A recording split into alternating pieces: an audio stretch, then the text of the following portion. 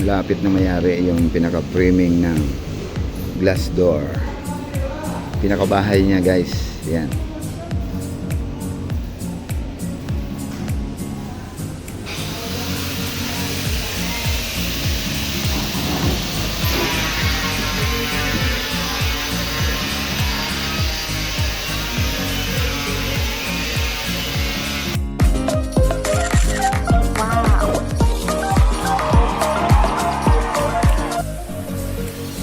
Hi guys, good day na naman sa inyong lahat, mga kalods ko, mga aking nagsusupport sa ating channel.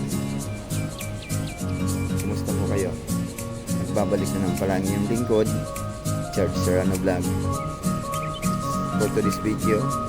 At ipapasilip ko sa inyo yung ginagawa namin dito sa coffee shop na framing glass door. Yung swing glass door framing niya, yung pinakabahay niya, ipapasilip natin kung paano gawin. At panoorin nyo na lang guys. At kung bago ka pa rin lang sa channel ko na Badbad, ay huwag nyo naman kalimutan i-subscribe. I-hit nyo na guys yung notification bell para updated kayo sa mga bago kong upload na video. At yung page ko guys ay huwag nyo naman kalimutan i-follow, pag-share na rin guys. Guys, maraming salamat. Huwag na natin patagalin. Tara, panoorin nyo na lang yung paggagawa namin ng framing glass door. Tara guys, let's go! A few moments later.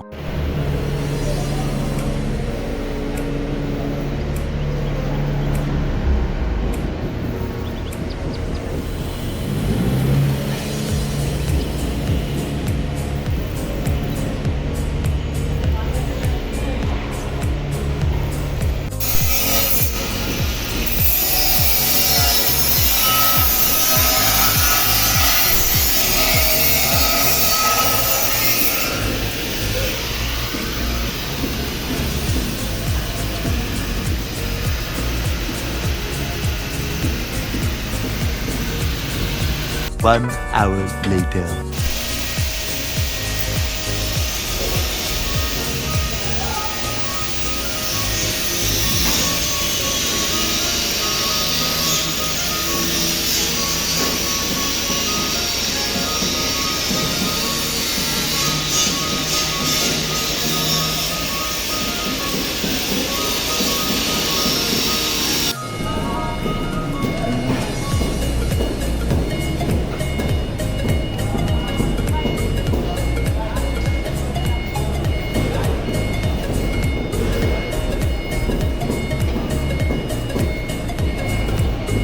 Many hours later.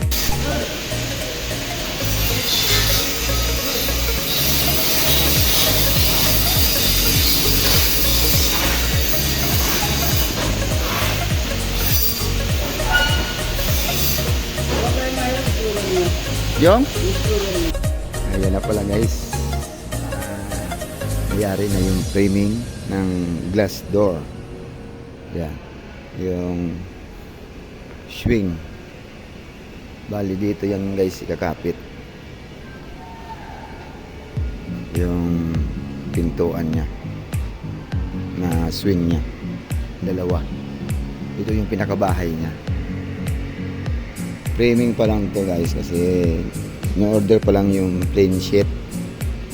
Bali still plain sheet ang pinaka-dingding lahat niya. Double wall. Bali naka-slant pala yan. Kasi yung salamin dito sa part na to naka-slant din sa may poste na yun. Yan guys ang yari niyan dito. Binabahagi ko lang para kung may mga loan sa mga gagawa nito, yung mga kakuha ng kontrata ng maka-encounter ng ganitong itsura. Yan. Ganito yung style namin pagkagawa ng framing niya. Bali ito ay 240 yan. Yung height ng guys. Yan. 240. Tsaka 2 meters yung bukal niya. Bali dyan yung sa harap, yung signboard. Yan. Yan guys, bali dyan yung ilalagay yung signboard ng coffee shop.